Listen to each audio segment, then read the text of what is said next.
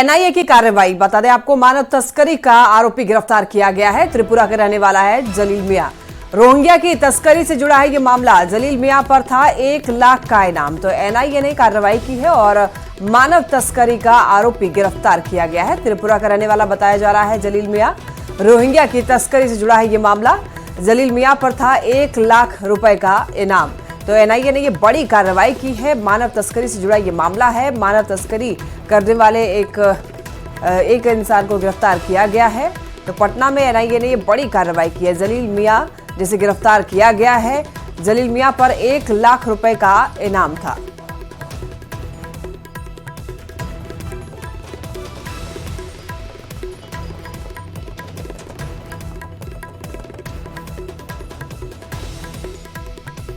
और इस वक्त की बड़ी खबर आपको पटना से बता दें, जहां हर्षराज हत्याकांड मामले में राज्यपाल ने संज्ञान ले लिया है।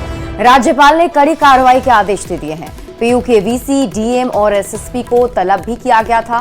पूरी जानकारी लेने के बाद यह आदेश राज्यपाल की तरफ से जारी किया गया है। आपको बता दें, अराजक तत्वों से निपटने का निर्देश भी राज्यपाल ने दिया है और साथ ही हॉस्टल्स को अराजक तत्वों से फ्री कराने का निर्देश दिया गया है। आपको बता दें कि पटना यूनिवर्सिटी के छात्र हर्षराज की पीट कर हत्या कर दी गई थी। उससे जुड़ी ये तस्वीरें आपके टीवी स्क्रीन पर हम आपको दिखा रहे हैं। जो तस्वीरें सामने आई है उससे साफ नजर आ रहा है कि 7-8 करीब लड़कों ने पीट कर हर्षराज की हत्या कर दी और उसके बाद अब राज्यपाल की तरफ से इस पूरे मामले पर संज्ञान लिया गया। पटना विश्वविद्यालय के छात्र हर्षराज हत्याकांड के बाद तनावपूर्ण स्थिति बनी हुई है। 30 मई तक पटना विश्वविद्यालय के सभी कॉलेज और मुख्यालय बंद रखने का आदेश भी दिया गया है। पटना यूनिवर्सिटी में होने वाली सभी परीक्षाओं को भी अगले आदेश तक स्थगित कर दिया गया है। अब बता दें आपको, पटना यूनिवर्सिटी कैंपस में पुलिस टीम कैंप कर रही है। इसके अलावा बता दें आपको कि एआईएसए ने हर्षराज हत्याकांड के आरोपी चंदन कुमार को बर्खास्त कर दिया है। तो चंदन कुमार एआईएसए का सदस्य था, जिसे अब बताते चले आपको कि एआईएसए से पार्टी से हटा दिया गया है। 30 मई तक पटना यूनिवर्सिटी के सभी कॉलेज बंद रखने के आदेश दिए गए हैं। सभी परीक्षाएं भी अगले आदेश तक स्थगित ही रहेंगी। तो अभी फिलहाल तनावपूर्ण स्थिति बनी हुई है। एक्सक्लूसिव तस्वीरें कुछ टीवी स्क्रीन पर आप देख पा रहे हैं।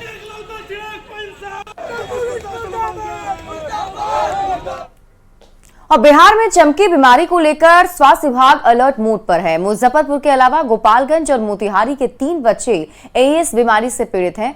3 बच्चों का इलाज डॉक्टर गोपाल शंकर सैनी की यूनिट में चल रहा था, फिर सभी को डिस्चार्ज कर दिया गया। बिहार में अब तक 18 केस सामने आ चुके हैं, जिसको लेकर सदर अस्पताल, एसकेएमसीएच से लेकर सभी पीएचसी में हर तरह की तैयारी कराई गई, जिससे बचाव को लेकर कई दिशा निर्देश भी दिए गए हैं।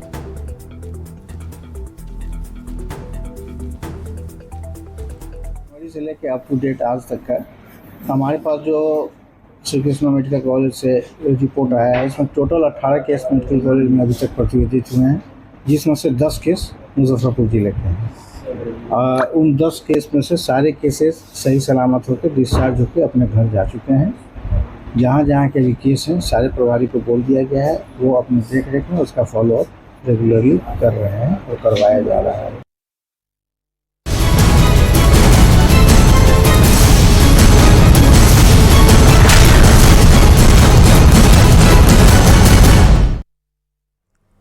और अब बात कर लेते हैं चुनावी खबरों की। 7वें चरण के प्रचार को लेकर के बीजेपी ने पूरी ताकत झोंक दी है। आज रक्षा मंत्री एक बार फिर बिहार दौरे पर आने वाले हैं। रक्षा मंत्री आज बिहार में 3 जनसभा को संबोधित करेंगे।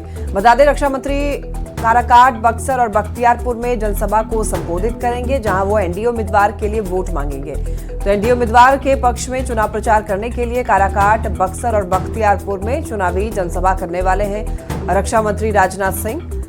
तो बिहार आगमन को लेकर के तैयारियां की जा चुकी है। दरभंगा में बुर्का की आड़ में फर्जी वोटिंग मामले में कार्रवाई तेज हो गई है। 20 मई को 4 लोगों को पुलिस ने फर्जी वोट देने के आरोप में गिरफ्तार किया था, लेकिन थाने में जबरदस्ती भीड़ ने घुसकर गिरफ्तार किए गए लोगों को छुड़ा लिया था, जिसके बाद पुलिस ने कार्रवाई करते हुए 4 लोगों को अब तक गिरफ्तार किया है। जबकि थाने में बवाल के मामले में फरार 23 लोगों के घर पर इश्तेहार चिपकाकर सरेंडर का अल्टीमेटम दिया है।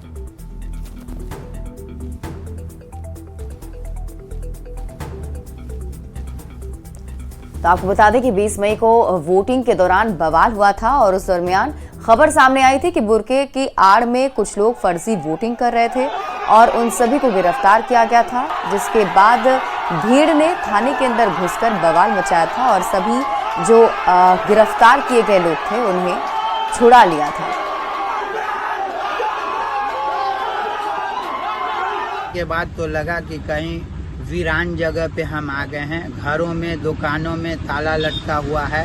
लोग पूरी फैमिली के साथ गांव छोड़ करके घर छोड़ करके फरार हैं और जो नामजद अभियुक्त बनाए गए थे उनके घरों पे 82 का नोटिस चिपका हुआ पाया। दो चार गिनती के लोग मिले, वो भी दहशत में मिले। एक ज़ईफ 82 साल के मिले, वो भी रोने लगे। बहुत चिंताजनक और निंदनीय स्थिति है वहाँ की। जैसे कि आप जान रहे हैं कि जाले थाना कांड संख्या 103 और 104 2024 जो है वो इलेक्शन ऑफेंस के संबंध में, और उसमें हमने माननीय न्यायालय से संपर्क स्थापित करने वारंट पे किया था और इसके अतिरिक्त इश्तेहार जो है वो कल बरामद हुआ है। ऐसे कुल 23 इश्तेहार हमने प्राप्त किए थे और उन 23 का विधिवत हमने जो अभियुक्तों के घरों पर उनको तामीना करवाया गया है। लोकसभा चुनाव जैसे जैसे आखिरी फेज की तरफ बढ़ता जा रहा है, वैसे वैसे सियासत के रंग भी चढ़ते जा रहे हैं। बिहार में गर्म मौसम के बीच लालू प्रसाद ने सियासी पारे को बेहद गर्मा दिया है। लालू प्रसाद पाटलिपुत्र सीट से मैदान में लालू प्रसाद की बेटी पाटलिपुत्र सीट से मैदान में उतरी हैं। आपको बता दें चले, वोट मांगने के लिए जालीदार टोपी पहन करके फुलवारी शरीफ के खानकाहे मुजीबिया पहुंचे लालू प्रसाद, जिस पर एनडीए के नेता तंज कस रहे हैं।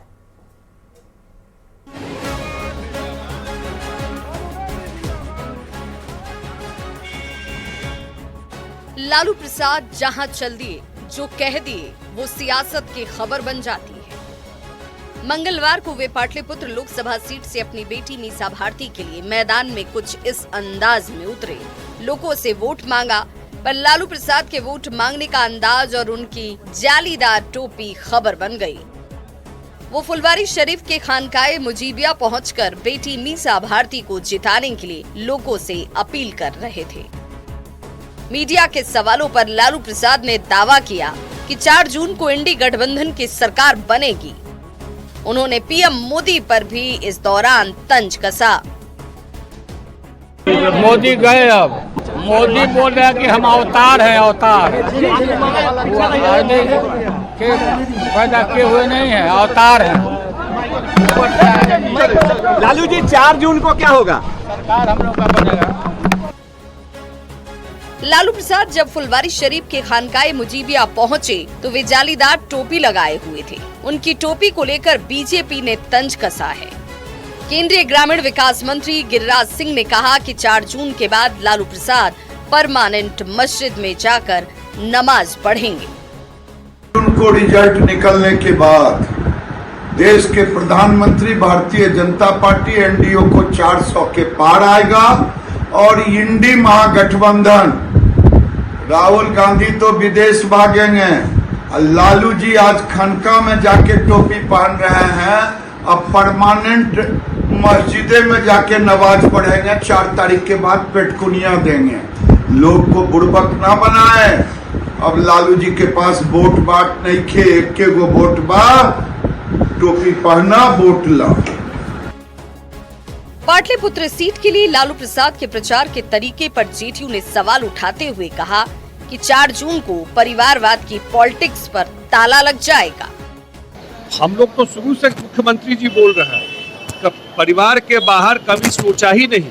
उनके लिए सारा राजनीति अपना परिवार और बाल बच्चा है। बिहार के लोगों से उनको कभी कोई मतलब नहीं रहा। और इस बार एक चीज मैं बता देता हूँ आप लोगों को कि इस बार 4 तारीख को जो है, जो डायनेस्ट पॉलिटिक्स है, परिवारवादी पॉलिटिक्स में ताला लग जाएगा। लालू प्रसाद अपनी दोनों बेटियों रोहिणी आचार्य और मीसा भारती के लिए लोकसभा क्षेत्र जाकर चुनाव प्रचार करते नजर आए। एनडीए के नेता तंज कस रहे हैं कि लालू प्रसाद का फोकस सिर्फ अपनी बेटियों की सीट पर ही है, आरजेडी के दूसरे उम्मीदवारों की सीट पर नहीं। वैसे आखिरी फेज में जोर लगा रहे लालू प्रसाद के मुसलमान वाली टोपी पहनने को लेकर भी सियासत बेहद गर्म है। न्यूज 18 दानापुर से अमरजीत के साथ पटना से धर्मेंद्र और शैलेंद्र की रिपोर्ट।